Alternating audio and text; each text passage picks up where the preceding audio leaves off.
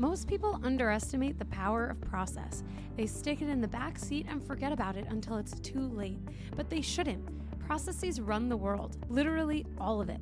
Stocked supermarkets, on-time trains, and safely landing planes are all made possible by systems of intricate, interlinked processes. They are the secret sauce of every great company, and HR teams are responsible for some of the most important processes of all. Onboarding employees, building teams, crafting culture. These vital systems are the lifeblood of every organization. That's why this episode is brought to you by Process Street, the process platform of choice for HR teams around the world. Process Street is a no-code platform that lets you transform your most important HR processes into powerful workflows.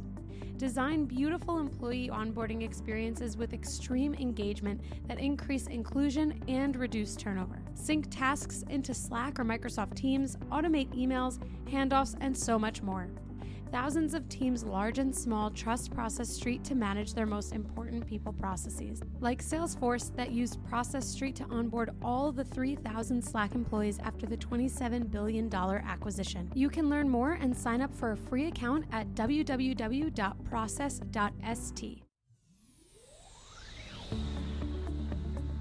Welcome to the Bringing the Human Back to Human Resources podcast.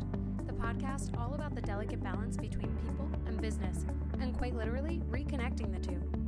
My name is Tracy Rubin, and I've spent nearly my entire professional career in HR.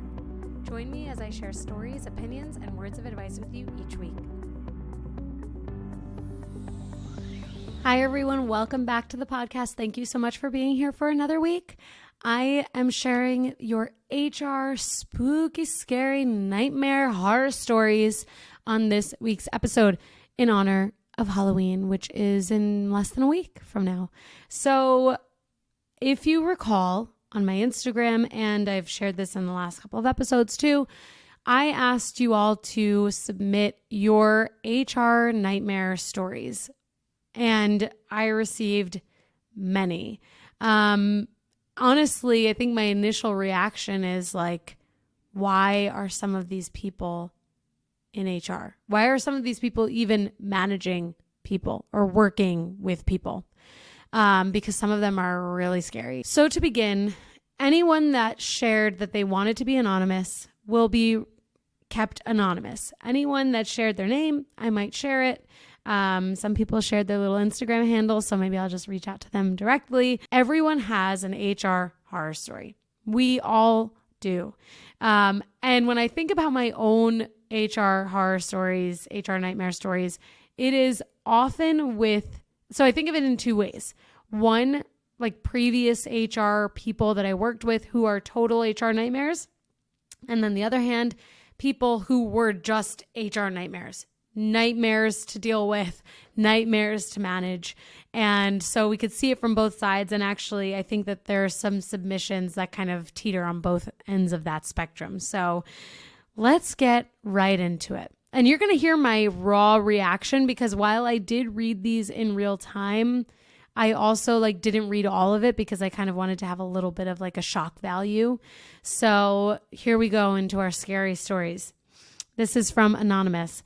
The director of HR scheduled a recruiting meeting with me and a new recruiter to let us know not to hire pregnant people. Oh my God, I didn't read this one. Or people going to physical therapy as they were not reliable at all. I just can't. As well, the owner of the company stated in a meeting not to recruit. Oh my God. This is really terrible. Okay. As well, the owner of the company stated in a meeting not to recruit transgendered people as it was a small company and we weren't able to establish a protocol for them. We had a transgendered woman at the time, and people were complaining because she was using the ladies' restrooms. What a way to start. Where do I begin? I'm not going to edit out my raw reaction because I'm sure that many of you are going to have, hopefully all of you are going to have that same reaction. First of all, let's start at the top. This is illegal. Period. Or as Chanel Ayan from The Real Housewives of Dubai would say, period. Okay? So anyway, this is just, not only is it illegal, which is the first issue. If that's not enough for you, the second issue is that this is terrible. There is nothing to laugh at here. First of all, I should say I'm really sorry that someone put you in this position. At no point should anyone feel comfortable or like they would be accepted in saying that you can't hire someone from a protected class, pregnant people, people with disabilities, transgendered individuals, anyone. I mean, these are all, we're talking about protected classes here. And whatever your feelings are toward this situation, you cannot do something illegal. You can't. And it's just not right. We're talking about human beings. Oh my God. Let's start with the director of HR having the gall to schedule a recruiting meeting with you and someone new. Like, I don't even know, like, I'm certainly not excusing this in any way, but you know, you say it to someone that maybe you have a good relationship with, you think that it's like quote unquote safe space to act a fool. That it's like still terrible, still illegal, still wrong, still shouldn't be happening. But maybe I could understand why they would have the gall to broach this topic with someone that maybe, you know, if you're writing in and you've worked with this person for a while, maybe they feel, again, comfortable running amok and doing the wrong thing in front of you. But in front of someone new, like, you don't know what that new person is feeling in that moment. It actually, I wish that I could send a message to this person and ask some follow-up questions.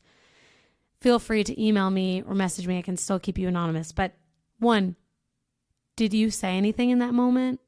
Did the new recruiter say anything in that moment? Did you report it? Did you say, screw you, I'm not following your direction? Because I would. You know, this is what I think about when I read something like this.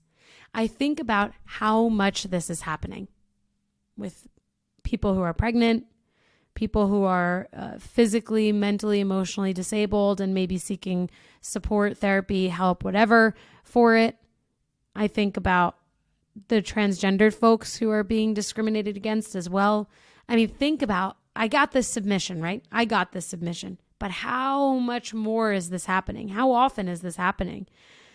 Probably too often. What's interesting about, you know, this comment too about not hiring pregnant people or people going to physical therapy because they're not reliable. There is no justification for that mindset. And there's no justification for saying you can't recruit transgendered folks because it's a small company and you can't establish a protocol. If if you're listening to this and you're not watching, I'm like darting my eyes left and right. What protocol? What protocol? There's more of an underlying issue here. These are not protocols to follow for folks in these categories. These are accommodations. And if you see this as a protocol instead of an accommodation, you've already failed. So I'm going to give this director of HR a -10 out of a scale of 0 to 100. Not that I was planning on rating any of these stories, but this is terrible. And I don't want to belabor this point, but it's illegal. It doesn't matter what your personal beliefs might be, and actually no one wants to hear them if you're acting like this. But it doesn't, you know what, let me back up. I'm not even going to make anyone feel like their beliefs don't matter, because that's certainly not what I'm trying to do. But if you believe one thing is right or wrong, or people should live this way or another way, I'm not asking you that. I'm asking you to do the lawful thing, to follow the law. Doesn't matter what you think about the law. Doesn't matter what your political beliefs are, what your social beliefs are, what your human rights beliefs are. Doesn't matter. What matters is that there is a law protecting people who fall into protected classes. And I've talked about this on the podcast before, that we all are in some way, shape, or form part of a protected class based on gender, based on race, based on sexuality, religion, nationality, right? Like the list goes on and on. And so we all in some way can understand or can attribute ourselves to one of these protected classes. But these examples in this HR horror story, which I'm scared. This is the scariest story I've heard.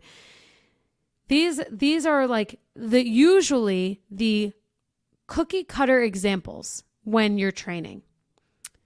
When you have someone pregnant, what do? You accommodate them. When you have someone with a physical, mental, emotional disability, you accommodate them. You have to go through the interactive process, right? These are cookie cutter examples that companies and training organizations use and leaders use to explain what not to do. Like you just, I feel stuck because I'm assuming that this director of HR is inserting their own personal beliefs. And that assumption could be wrong.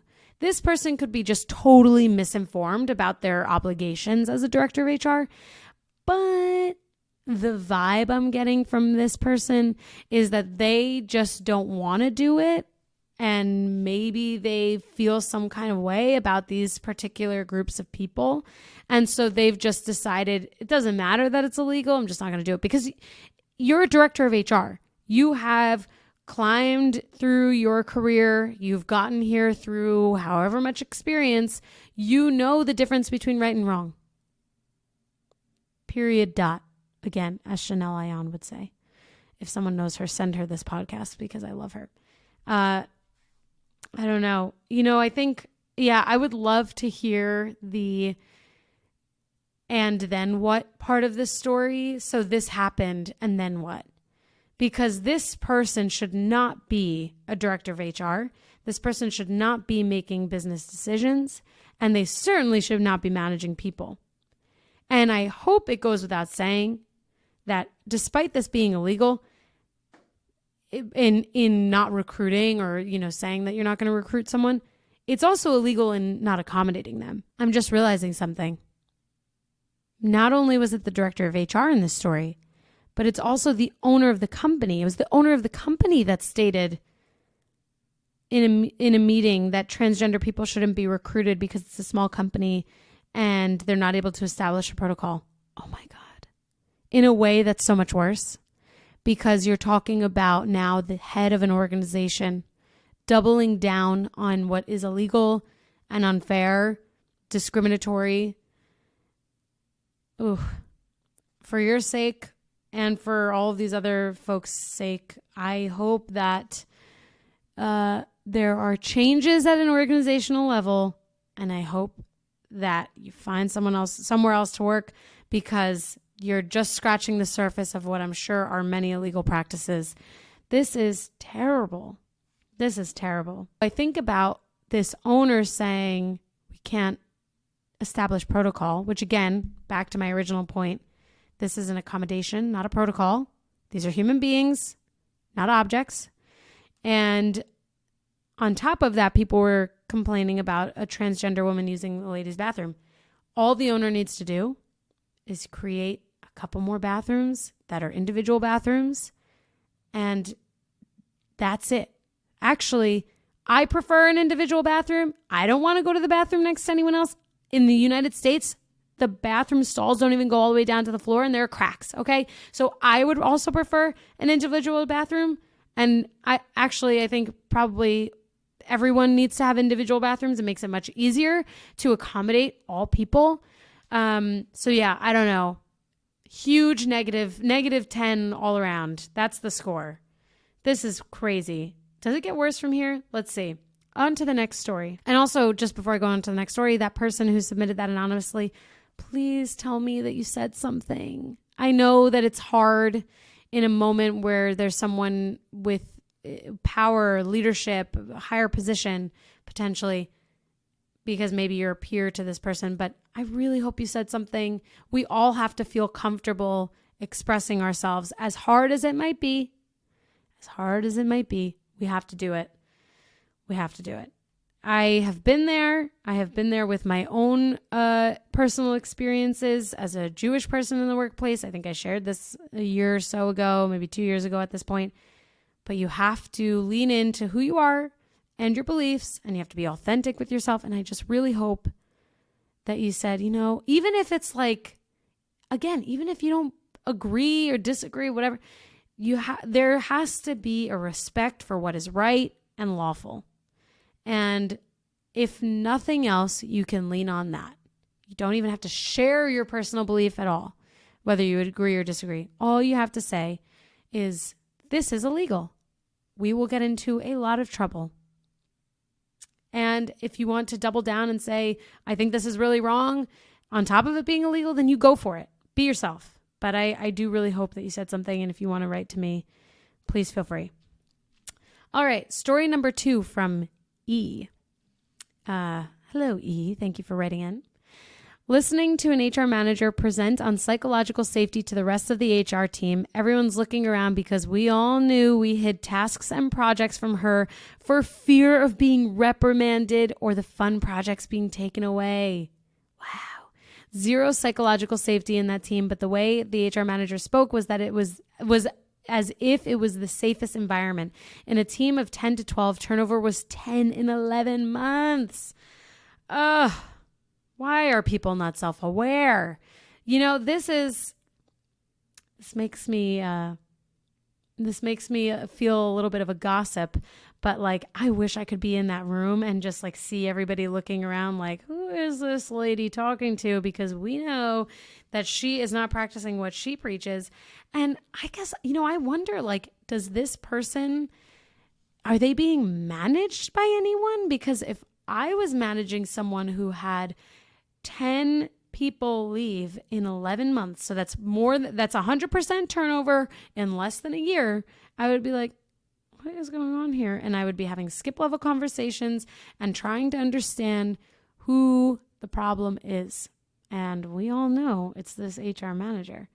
But also, I come back to and then what? So, and then what? Did anyone I guess I get it. There's like this fear of being reprimanded and the fun projects being taken away, but that's terrible. You have to hide things.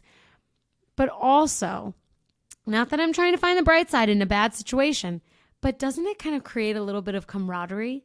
It's almost like finding the light and like grabbing the light in a bad situation, in a dark situation. You've got an HR manager who's clueless and misguided and not so great at their job, presumably, talking about things that they have no business talking about, and 10 to 12 of you are like, isn't she a little nuts? And then you go to a happy hour and you drink over it, or you have a food, a snack, while gossiping about this stuff. Sometimes you just have to, shoot the shit with your coworkers, and it really does establish a level of camaraderie that you don't necessarily get in a positive work environment. Not to say that that's what we should have, but there is, even in a positive work environment, you still have to shoot the shit with your coworkers and talk shit about your boss or whatever. But in this case, the HR manager is not self-aware, and clearly there is an issue with their style of management. This person also added a second bullet here. When an employee went to HR to table an incident in which she was called a derogatory term, HR's answer, "What do you want me to do?" You know what? Is that the same HR manager? They should quit or be fired. Hot take, people, who come to you with a concern. This is not a hot take. It's me being sarcastic in case anyone's missing this. If someone's coming to you with a concern, don't ask them what they want you to do about it. They came to you for an answer. Hello? Not a question. If you don't know the answer, or it's not appropriate for you to support for whatever reason, you can just say, let's dig into this. Let me help. Let me try and find a way that I can support. I'm not sure I'm going to be able to do anything directly, but let's find a solution. Don't be a problem adder. Be a problem solver. That grinds my gears, okay? That is a scary story, because that really grinds my gears. Again, how often is this happening?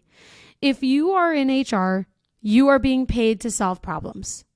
People problems, payroll problems, benefits problems, organizational problems, DE&I problems, cultural problems, financial problems, conduct problems, whatever problem you want to think about, that's what you're being paid to solve for. Don't present to this person another problem.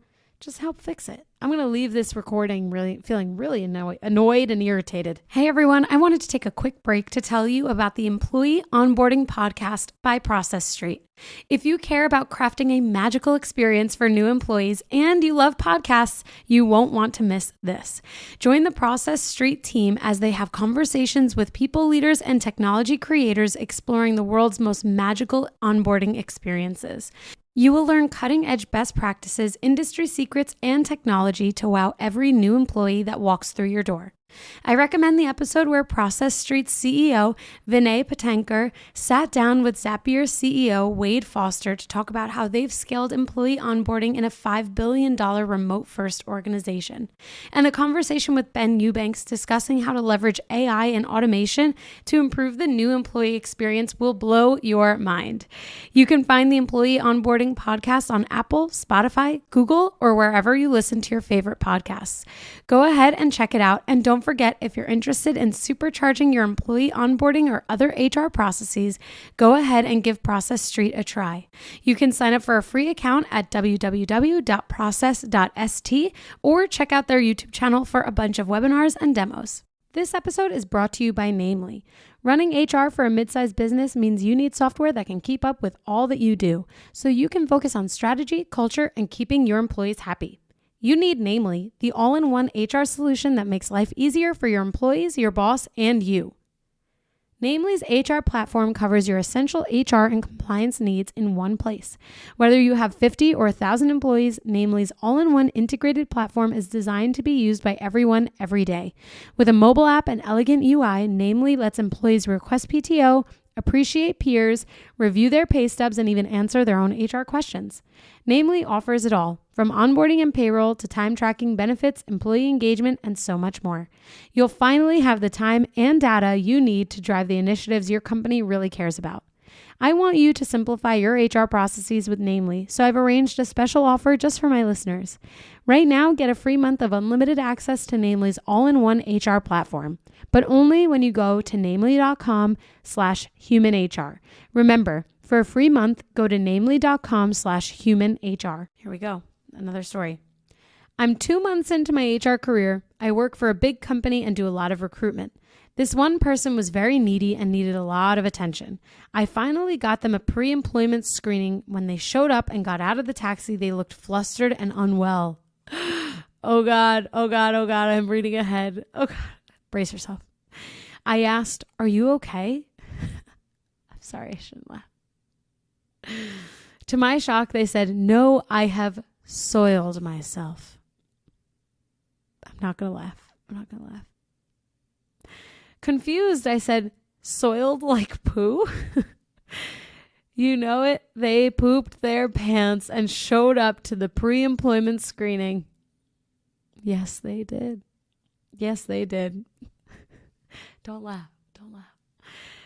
I told the nurse what happened, and then we copped the smell. We both started to gag, and it was very hard to stay professional. I'm so sorry. I shouldn't laugh. Now I'm starting to feel bad. So glad we were wearing face masks. Me too. They tried to say it was their breakfast, so I asked them to go home, shower, and rest as he must be unwell, and that I would be in touch to rebook. Oh, God. When I told my boss, he couldn't believe it. He said, "Not once in my entire career has this happened, and you've had all the works in less than 3 months, right? Because you're brand new. Welcome to HR. People shit their pants and keep on moving." Oh my God. I did feel, this person wrote, "Haha, I did feel for this person, but safe to say he didn't get a job after not showing up to his next pre-employment." Now you see that this person didn't say they didn't get a job because they shit themselves and we didn't give them the job. They said he didn't show up to the next pre-employment screening, therefore he did not get the job. Now you see that was an equal opportunity shitting experience.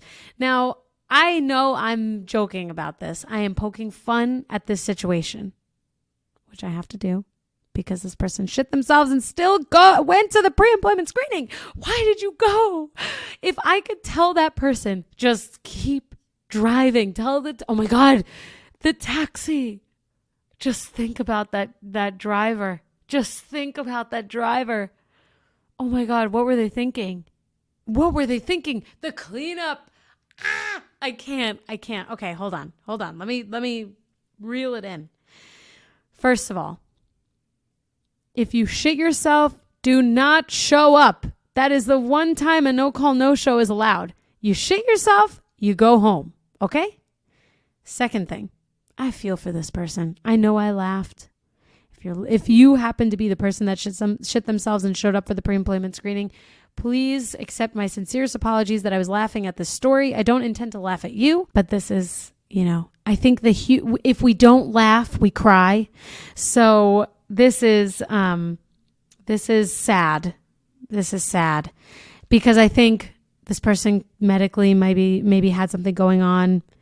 This person maybe needed the job so badly that they were willing to risk it all.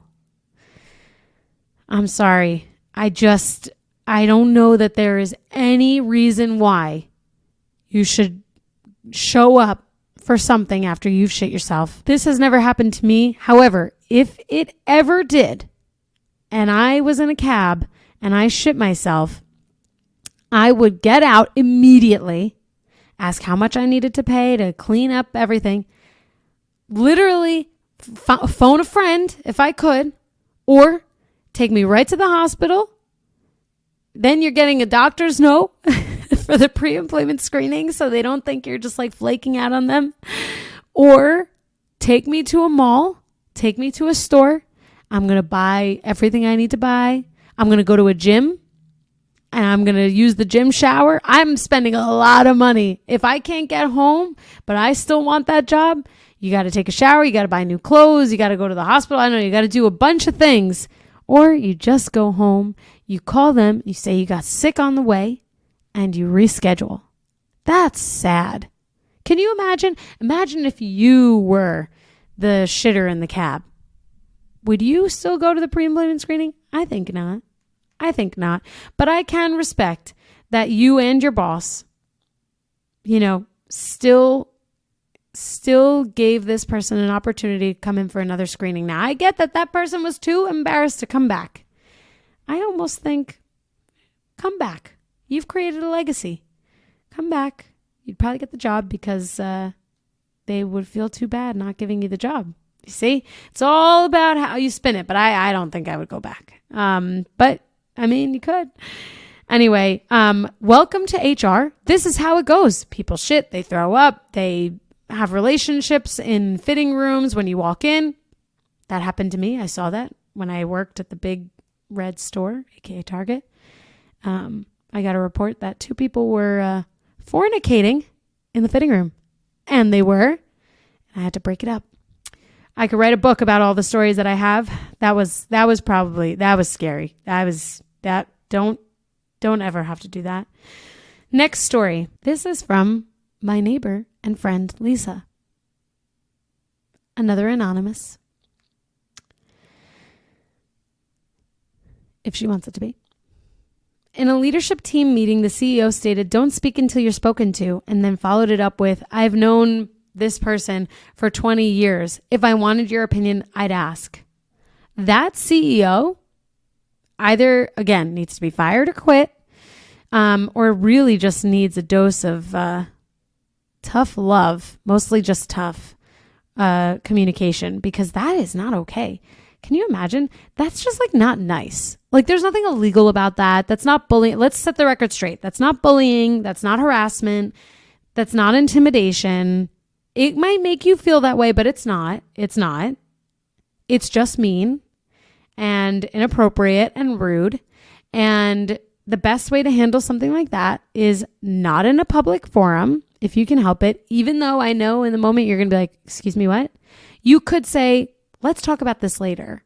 if you want to address something in public and like make everyone aware that you are not okay with this. But otherwise, you should pull that person to the side and say, hey, I'm really not okay with the way that you spoke to me, especially in front of people. Don't do that again. Don't beat around the bush. Don't sprinkle sugar on top of it. You just say it matter-of-factly. They had no problem being matter-of-fact with you. You have no problem being matter-of-fact to them. This continues on in saying, in a leadership team meeting, the VP stated, wipe that brown stuff, oh my God, off of your nose in response to proper preparation for a leadership meeting. Oh my God. Okay, for anyone that's not getting this, that VP is calling that person a brown noser. And in parentheses, it says that the person prepared with handouts. And like, that's what made them a brown noser. So a brown noser is like a suck up, like someone that's kissing ass, basically. You get it? Brown nose. There's a lot of stuff in here about poop. And I don't know that I was prepared. Okay. I didn't read all of these. I was not prepared for this. So again, not necessarily bullying, harassment, or intimidation. It's rude and mean. I could actually see this being a little bit like humiliating, which sometimes can work its way into the bullying sphere. I would go ahead and say probably not, but it's really just not okay. And I can already see what happened. This VP is like, I just made such a funny joke. And like this VP's laughing and hoping other people laugh. But instead, that person who just spent time preparing, doing the right thing to make sure the meeting is productive, now feels like an ass because you made fun of them. So you know what? Go pound salt, VP.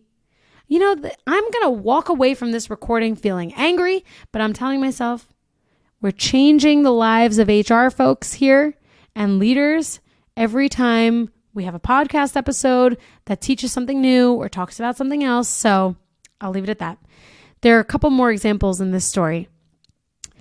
In private, the CEO approached me and said in a threatening manner, "You shouldn't stay at work late. It gives the wrong impression."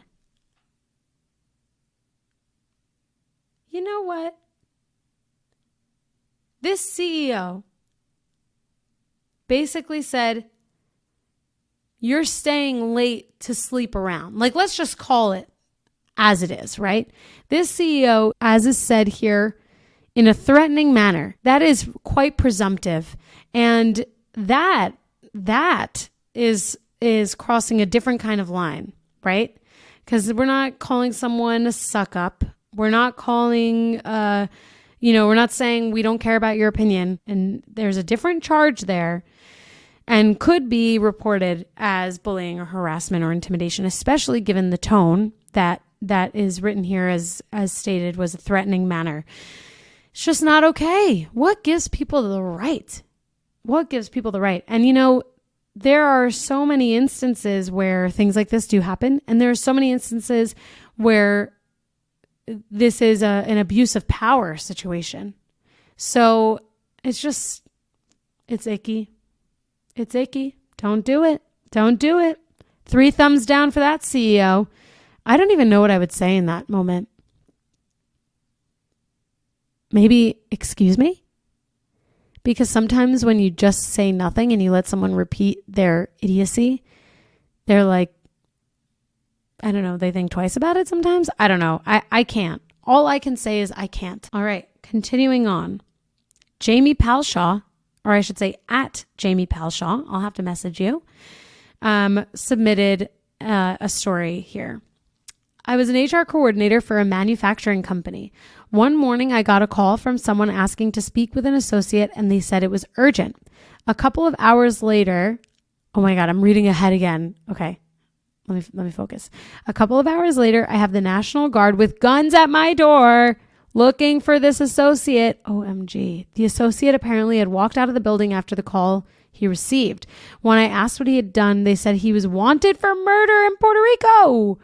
The rest of the day was spent pulling employees in for questioning. Oh my Lanta. That is wild. That is wild. That is wild. Oh, jeez. I mean, glad they caught him, right? Glad they caught him. Assuming they caught him. National Guard. Wow. First of all, that must have been very scary for you, Jamie Palshaw. Super scary. Also, these are some of the things that when my grandma asks what I do, these are some of the things that happen that I just can't explain. Now, I have not ever had something like this happen, but I already told you the story before. And I'm not telling my grandma that. I'm not doing it. You can't get me to tell her that story. Here's the thing. Did this employee ever, this is the and then what? Did this employee ever show signs of like anger, aggression, not being stable? Were you surprised by this? Now, of course, there is an innocent until proven guilty, but if you're wanted for murder and the National Guard comes to get you, I don't know. I'm not a legal expert in that way, but it's not looking good. Wow. I wonder, what state are you in? How far did he get? He committed murder allegedly in Puerto Rico. Where did he end up? How did he get there? Who helped him out? Did he help himself? Was he prosecuted? Do we know the story? Can we look it up? I would love more information on this. And the other thing is pulling employees in for questioning. Was the questioning to understand like if he shared anything? Like was this questioning that the National Guard said we need to speak with the team and understand like what else has happened? Or was this like pulling the team to let them know what was going on and to like kind of not do damage control, but like kind of mitigate any concern that like, hey, this person is not here anymore and we just want to let you know what's going on and we can't really talk about it, but we want to just make sure you know of the resources that we have, like that kind of conversation? Or is it like, what do you know? What did he tell you? Did he tell you anything? Do you know anything about his past? I don't know. That's interesting. If this happened to me, I think it would kind of all just feel like a blur. Like in the moment, I think that's like you're just running on fumes and adrenaline. And then you're like, what the heck is going on here? And then you go home for the day and you're like, what is my life? I am a coordinator, an HR coordinator. Like, how does this happen? Also, I'm curious, do you do background checks? And background checks, like your record stays for 7 years. Whatever is on your background check, you'll be like, let's say someone is arrested or serves, has some sort of record. It stays for 7 years in a background check. So did he have any priors? Now, this is like, I love watching like the ID channel and Untold Mysteries and all of that. This, unless it's maybe not so untold, but I would really like to know more information just because I want to know the hot gossip. Very interesting stuff here. Spooky. Okay. Next one. Only a few more because, we're running on borrowed time here. Okay. Anonymous. Where do I begin? Never a good way to start. Where do I begin? I once had a boss who would be incredibly rude and stingy about her employees taking vacation. Ugh, those are the worst. Probably because she would never take the time herself. Now, I could have told you that. That is, you know what? Bye. She would eventually let you take the vacation days that you deserved, but not without making you feel incredibly guilty about it both before and after. And this wasn't just for vacations for pleasure, it was for any time off at all. My boyfriend at the time, who I lived with and am now married to, Mazel Tov, love to see it, had 2 grandparents pass away. Oh, I'm sorry. Within 2 weeks of each other, and I went to both funerals with him, having to travel to do so. Oh, I'm sorry. That's really terrible. This was before work from home was a thing, but I brought my laptop and was on call most of the time, except when I was at the services, and I got all of my work done. One minor thing went wrong at work, and when I got back, she told me she shouldn't have let me go to the funerals. Straight to jail. Straight to jail. You know the TikTok sound? Straight to jail. Just like I thought. Trash. Those sounds are running through my head. That is not okay. You know what? I feel badly for people like this. I really do. I feel badly for people like this. For the first story, the director of HR and the owner of that company, I feel bad for people like this because they have zero consideration for people, zero empathy, zero self-awareness. And I could not imagine living life and going through life like that. So many things are to be misunderstood when you don't have compassion, consideration, and self-awareness. That is not okay. First of all, you don't want to go on vacation. You do you, boo. You don't have to, but don't stop me. You know what? This person is wound up so tight. This person is probably very unhappy in their life. I feel for them. And pity is the best thing to feel in a situation like this because anger will get you nowhere. And, at the end of the day, all we can do is be true to ourselves and help people become better versions of themselves. And I hope that this person finds more happiness in their life and a reason to go on vacation. And you know what? If you and your colleagues are being made to feel guilty by taking PTO, don't. Just take more of it. That's what I would do. Take more PTO. Or say, you should go on vacation because when you don't, it sends a message that we shouldn't. And guess what? This is a benefit. And I'm going to go on vacation. I will be taking PTO. But I think you should too because you're wound up really tight. And also calm the hell down. Okay? People, man. People. Here's the thing about people. And we know this. We talk about it on the podcast all the time. The human condition does not absolve itself just because we're in HR. Or just because we're people managers.